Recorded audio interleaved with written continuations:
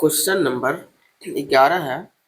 कह रहा है एक नहर के एक तट पर एक टीवी टावर ऊर्ध्वाधर यानी सीधा खड़ा है। ये टीवी टावर है, जैसे वहां पर टी लिख दिया है।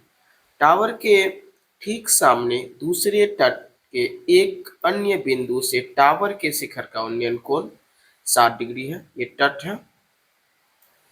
इसी तट पर इस बिंदु से 20 मीटर दूर और इस बिंदु को मीनार के पाद बिंदु से मिलाने वाली रेखा पर स्थित एक अन्य बिंदु से टावर के शिखर का उन्नयन कोण 30 डिग्री है।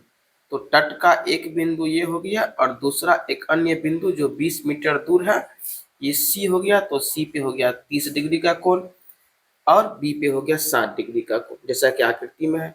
तो टावर और नहर की चौड़ाई ज्ञात कीजिए। तो नहर तो ये है और टावर हमारा ये है। तो लिखेंगे सॉल्व। माना कि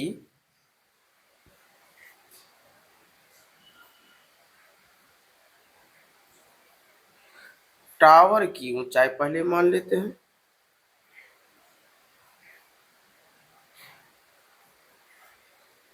टावर की ऊंचाई कितना हो जाएगा हमारा, इसको टी ए कर लीजिए। टावर की ऊंचाई टी ए है। T A is equal to h metre. नहर की चौड़ाई भी मान लेंगे, साथ ही नहर की चौड़ाई ए से बी नहर है हमारा। A B is is equal to x metre. Correct. अब आ जाएंगे केस फर्स्ट में, इसको सॉल्व करेंगे और केस सेकंड में आंसर हमारा निकल जाएगा। केस फर्स्ट ट्राइंगल, पहले ये ट्राइंगल ले लेते हैं। ये छोटा बड़ा ट्राइंगल जो है, आप ये भी ले सकते हैं। चलिए पहले ए टी या ए बी टी ले लेते हैं। ट्राइंगल ए बी टी में तो ए से बी कितना है यहां लिख लीजिए। ए बी हमारा एक्स है और ए से टी कितना है, एच है। ए से टी एच है और थीटा कितना है, 60 डिग्री। थीटा कितना है, 60 डिग्री। ठीक, ये बेस है और ये हाइट है, तो ये हो जाएगा टेन थीटा। टेन थीटा, क्योंकि थीटा के सामने की भुजा लंब होती है तो जान रहे हैं। टी ए कहिए या ए टी कहिए, बात बराबर है, बट्टा ए बी। थीटा का वैल्यू 60 डिग्री दिया हुआ है। टी ए हमारा एच है, ए बी हमारा एक्स है। चलिए अब यहाँ इसका वैल्यू कितना होता है, √3। टेन 60 का वैल्यू √3 हो जाएगा और ये एक्स ये इधर गुना हो जाएगा। तो √3x is equal to H. अब हमारा एच का वैल्यू यहाँ पर मिल चुका है। चलेंगे केस सेकंड की तरफ।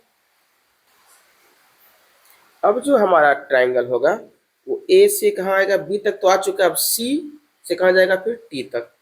तो यहाँ लिखेंगे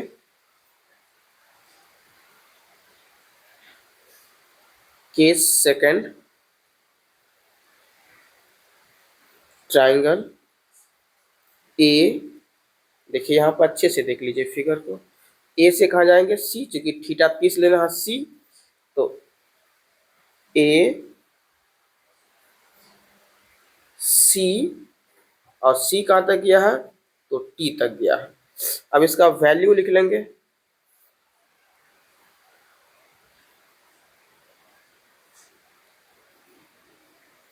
चलिए ए से सी तक में एक्स भी है, अब प्लस 20 भी है। तो ए सी हमारा हो गया, यहां से लिखिए A C is equal to X plus 20 और ए से टी एच है, आगे भी लिखे थे, ए से टी एच है और थीटा का वैल्यू 30 डिग्री। ये सब प्रश्न में दिया हुआ यहाँ पर देख रहे हैं 30 डिग्री है। चलिए अब हमें फिगर की जरूरी है नहीं, इसको सॉल्व कर लेंगे यहीं से। लगा दीजिए टेन थीटा,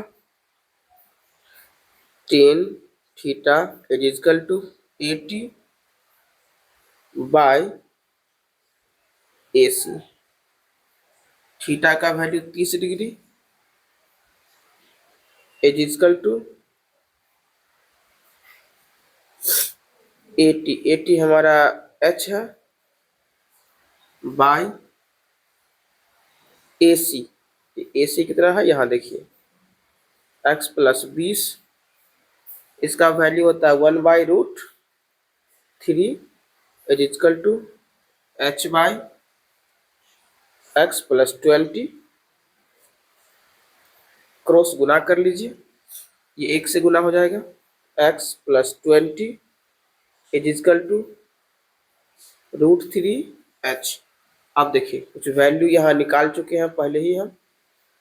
h का वैल्यू क्या है √3x, यहाँ पर h की जगह पुट कर देंगे, x plus 20 is equal to √3 गुने, अब h, ये h है ना, ये h का वैल्यू देखिए कितना है √3x, तो यहाँ लिख लेंगे √3x, x plus 20 equal to √3 को √3 से गुना करेंगे तो 3x हो गया।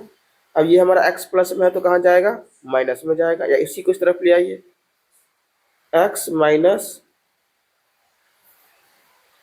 3x, ये प्लस में तो ये कहाँ जाएगा माइनस में, दोनों को घटाएंगे तो बड़े अंकों का साइन हो जाएगा, इक्वल टू 20, माइनस से माइनस कट गया, 10 गुना 20, यानी x का वैल्यू कितना आ गया हमारा 10 मीटर। देखिए x किसको माने थे, नहरों के बीच की दूरी यानी नहर की चौड़ाई, ये कितना हो गया हमारा 10 मीटर हो गया। थोड़ा सा सॉल्व यहीं पर कर देते हैं। अगला प्रश्न हमारा था इसी में 3x इक्वल टू h। अब देखिए x का वैल्यू तो यहाँ रखना पड़ेगा, √3 गुने x का वैल्यू कितना यहाँ पर आया है 10, तो ये 10 यहाँ रख देंगे, इक्वल टू h पहले लिख लेते हैं, h इक्वल टू ये हो जाएगा 10 √3 मीटर। ये क्या हो गया, टावर की ऊंचाई हो गया।